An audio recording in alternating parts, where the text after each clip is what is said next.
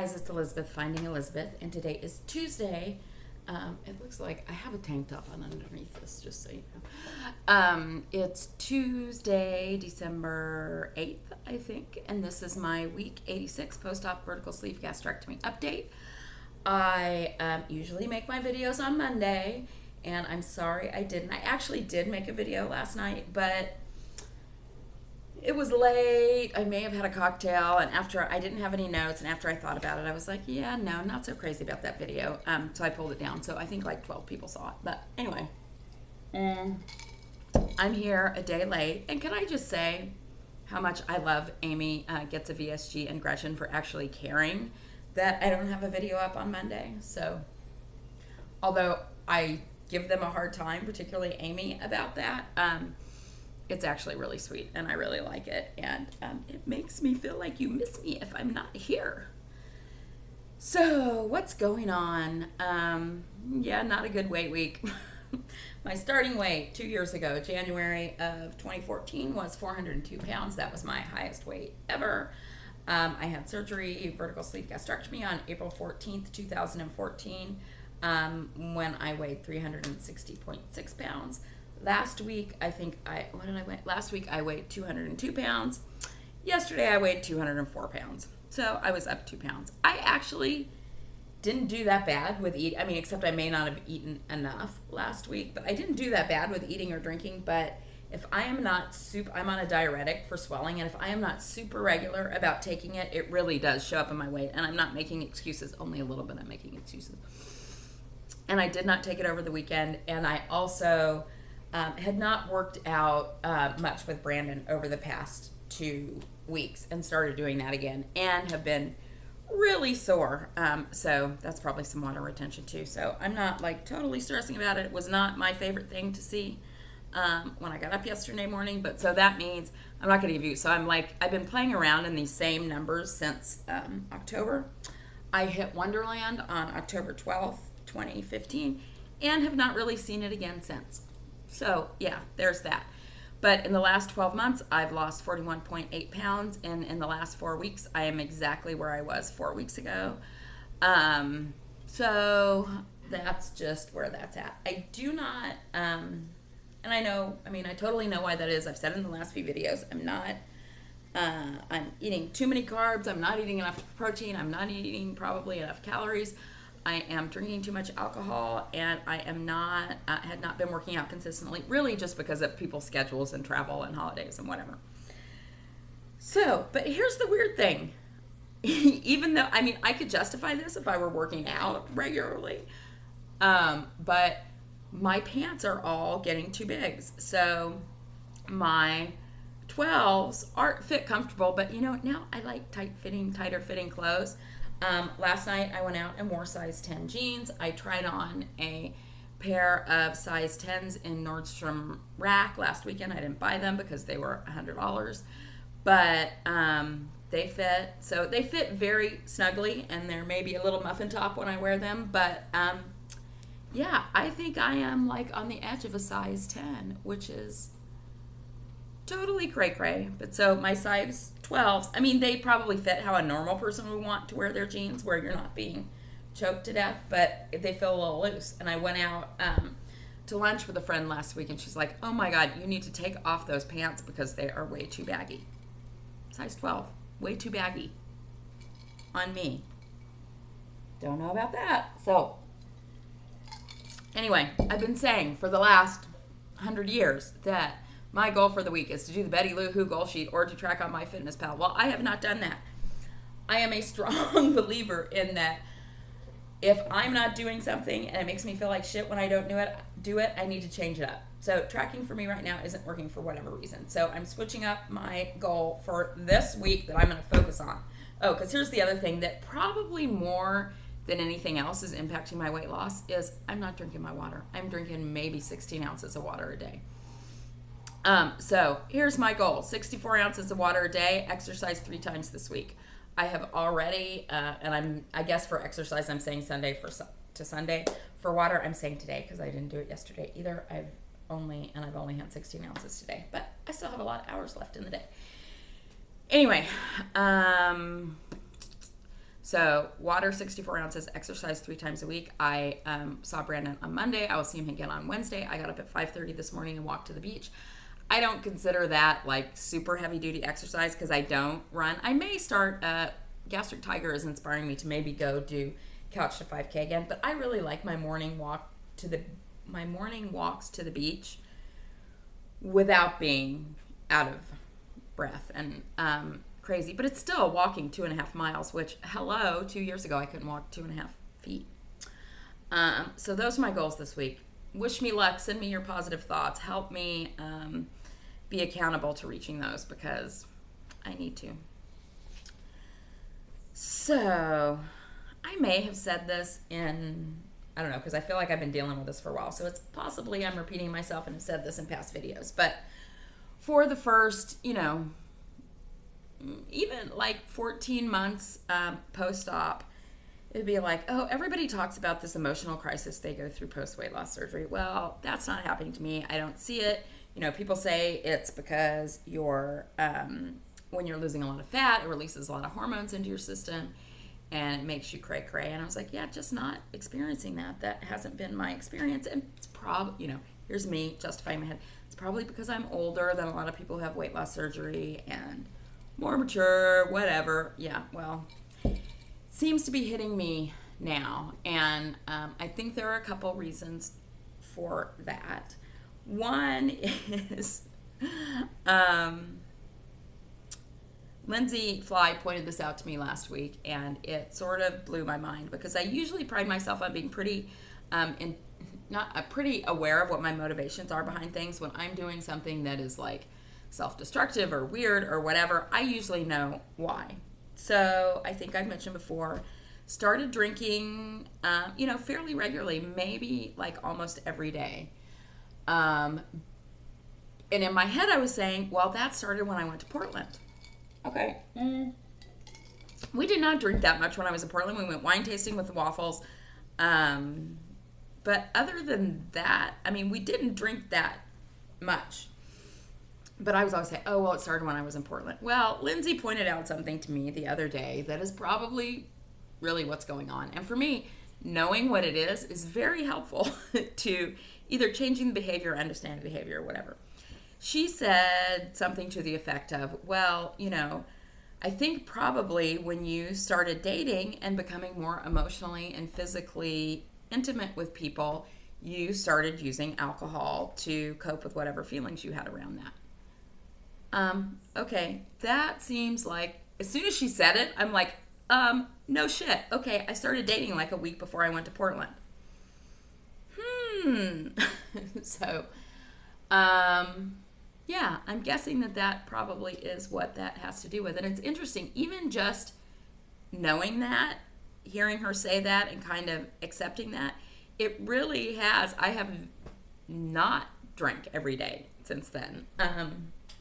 So that was interesting to me. I also went to therapy last week. Actually went to therapy before Lindsay and I had this conversation, I believe. I used to go to therapy a lot. I was planning on starting back going to therapy a lot. However, my son also decided that he needed to go back to therapy. I cannot really right now afford for both of us to go to a lot of therapy. And I sort of feel like I should invest in the next generation while it's still, early enough to make a substantial difference. And I just really feel like he reached out to his therapist on his own, and it's so important that he knew when he needed help because that's really hard for people. So I have to pay for his therapy, so I can't go back to therapy in the way that I had wanted to, which was at least once or twice a week, because I truly, after being in analysis 4 days a week, I don't even think once a week is enough. I think you need to be going 2 times a week to really deal with what you're dealing with. But what I did do on this when I went last week was, particularly since weight loss surgery, and I don't know if this is, my therapist's sister had weight loss surgery, and she had pretty negative connotations in her mind about it. And I remember even being a little anxious about telling her that I was doing it because we had discussed it in the past, and she was not a huge supporter of the idea. Not that she would ever say don't do it, because that's not what therapists are supposed to do. They're supposed to tell you to make vision boards. Just kidding. Anyway,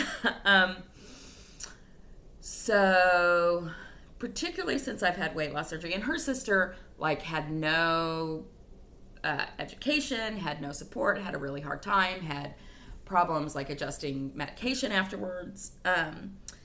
And so she has been really pleasantly surprised to see how my process with this has gone, which has been, pretty amazing. I mean, when you look at, I don't know how much better a weight loss surgery journey I could have had. I mean, I have lost more, they say that you're successful if you lose 60% of your excess weight.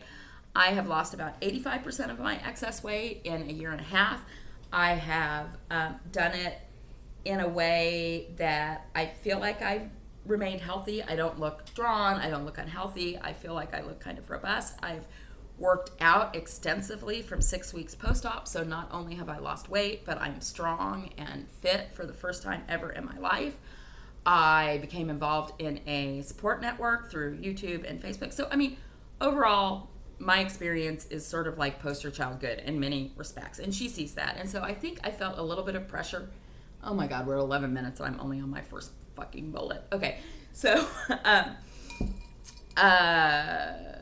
I think I felt like a need to always put the rosy picture on it when I've gotten into therapy, particularly since I'm only seeing her like once a month or so.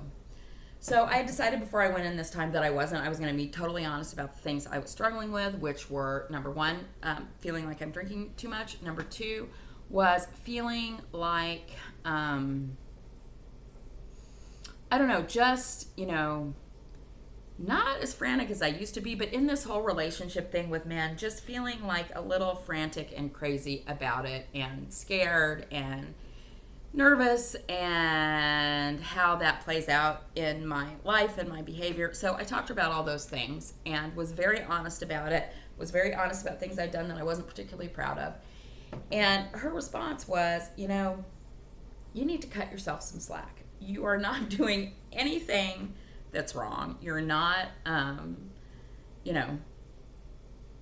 don't know. Even though you're drinking more, it doesn't sound like you're being destructive with your drinking. Yes, it may be affecting your weight loss, and if that's a priority to you, then you need to look at that. The things that you're telling about in relationships are not, are just not that big of a deal. I mean, you're not, so whatever. Anyway, her thing was basically cut yourself some slack. So trying to hear that a little bit. And now I totally even forgot what my point about all this was. Maybe it's just that I'm struggling a little bit. And then I came home on Friday, and I said this on The Naked Truth, but came home on Friday. I rent my home. I've rented it here for 5 years. I live in a really wonderful community, a mile from the beach, a place that I truly, truly love. I don't like to move. I've lived here for 5 years. Came home on Friday to a note that said, you need to move out within 60 days. Well, they have every right to do that. After the first year, you're on a month-to-month lease. They say it's because they have a relative moving in. I have a feeling it's probably because they want to raise the rent extensively, because most of the places that I've seen, there are not a lot of rentals in this area, and most of the ones that I see come up for rent are at least $1,000 more than what I'm paying a month. So I was really upset about that for a couple reasons. Number one, moving sucks, man. Number two, I love it here. Number three, this is probably the last place I will have lived. Well, it's definitely the last place I will have lived with my son as a kid. I know this generation comes back off and on, but this will be, I talked to him about it. It's like, are you okay with the fact that I get a place where you don't have a room? Because I have thought that this is too big for me. I don't need all these bedrooms, and I could find a place that was less expensive. But it's just a big change. I feel like all these things are changing in my life in a way that I do feel like it's positive, but in a way it's starting to feel like it's a little bit out of control. And one of the things when I was writing notes for this video I reflected on was, and this has just happened over the last few days, is this is the first time I'm starting to see pictures of myself where I don't recognize me. This whole time I have, people will say that, oh, I don't recognize myself. I walk by, I don't recognize myself. I'm like, I always recognize myself. But just yesterday, and I posted one of these pictures on Facebook, but I have all my pictures in a camera upload from my phone, and I was scrolling through all these pictures, and first I came across this one picture. I'm like, who is that? And did I lend her my shirt? Because that's my same shirt. And it was like, it didn't show my head. It was a picture down, just like looking at my body, and it was me. And I was like, who is that? And the other thing was just looking through these pictures. I have some pictures now. I don't know. Well, anyway, I have pictures now. And as I was looking through all these pictures, I thought, not just you're pretty. Because even when I was 400 pounds, I may have been kidding myself, but I thought, okay, you have a pretty face. I hate that. But as I was looking at these pictures, I thought, your body looks really beautiful in that picture. What? I mean, I know, flattering angle, good lighting. I wouldn't have had the picture if it wasn't. I wouldn't have saved it if it wasn't a good angle. But it was like, wow, 49 years, and I have never, even when I weighed, 50 pounds less than I do right now, which was probably my lowest weight when I was in my 20s, have I ever thought that my body looked beautiful. And so here I am, having lost 200 pounds, lots of loose skin, being almost 50 years old, and I looked at these pictures and thought, wow, that's a really beautiful picture of you. So that's kind of weird. The other thing that's weird, and I don't know if this is about change or whatever, but people have recently, something people have always complimented me on, really, but not for like the 10 years I was my most overweight. Nobody complimented me on anything during that period, but was my eyes. So my eyes have stayed the same, 400 pounds, 200 pounds, I still have the same eyes. But now it's like this huge thing. It could be because there's not so much fat around them and you can actually see them. But it's like everywhere I go, people are saying that. And it's like, well, these are the same eyes that I always had. So I don't know. I'm just rambling and feeling a little narcissistic in the things that I'm saying.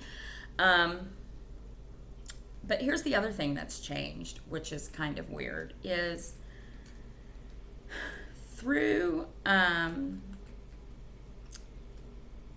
dating this time, and I have never dated the way I've dated now in terms of like the number of people. We're not talking like 100 people, but going out, with, I have probably over the last 3 months gone on dates with probably 8 men. All of whom, even if there wasn't like a connection or whatever, all of whom have been really great quality people. Through that process, for the first time in my life, I've sort of learned how to flirt and be playful, and I feel like a woman for the first time in my life. I feel kind of weird and vulnerable saying that. But, I always felt like, other people are women. I'm not a woman. I'm not a girl, but I'm sort of like, I don't know if it's like asexual or whatever. So it's like, here I am, almost 50 years old, and for the first time in my life, feeling like I'm actually a woman. And that's weird. And that's sort of like the secret superpower that I never knew existed, which is probably a good thing. Anyway, it's 18 minutes. I have made no point whatsoever. Basically, I have all this crap going on in my head. It's a period of big change for me. I'm feeling like this weight loss surgery emotional, it's not an existential crisis, but just I'm feeling it for the first time. I didn't think I would. I am, and that's what's going on with me. I just want to do some quick shout outs before I go. Number one is Patty. She had her plastic surgery last week. She's doing great. I saw her on Saturday. She looks frigging incredible for being, I guess it's a week today that she had surgery. She looks amazing. I think of course she's in pain, but my sense is it wasn't unbearable, unmanageable pain, which gives me some confidence that I may at some point be able to do this myself. If I'm not living on the street, you can somehow figure out how to pay for it. So I'm just so happy that she's on the other side of this. I know that it had to be scary anticipating the surgery and doing it. And she's on the other side. She looks amazing now. So good God only knows how amazing she's going to look a month from now. So just want to say congratulations to her. My girl Lindsay Fly had her 2-year surgiversary on Saturday. I just want to let her know how much I love her and what a really true inspiration she is to me. So there. And also wanted to give a shout out to Jen Lundy, who is my friend who does not make YouTube videos. She is on Facebook. She has connected with some of you guys, but she was a friend of mine years before I had weight loss surgery. She had weight loss surgery in Mexico. She had 100 pounds down, I think last week. So I want to give her a big, huge shout out. And I want to give a shout out to Nirvana, who had set a goal for herself post her plastic surgery when she did not have a fill in her band to get down below, I believe, 290, which she did. She looks incredible. I mean, you can just see, I mean, she was always a beautiful girl, but you can just see it in the way she dresses, the way she presents herself. And I just want to tell you, Nirvana, I'm rooting for you. You've got this. You're going to do this. Yeah, that's it. Okay, guys, and I want to let you know, I'm going to make a video probably later today on this channel, The Naked Truth, with a special announcement and special promotion from WLSFA. So stay tuned for that. All right, have a great week. I'll talk to you later. Bye.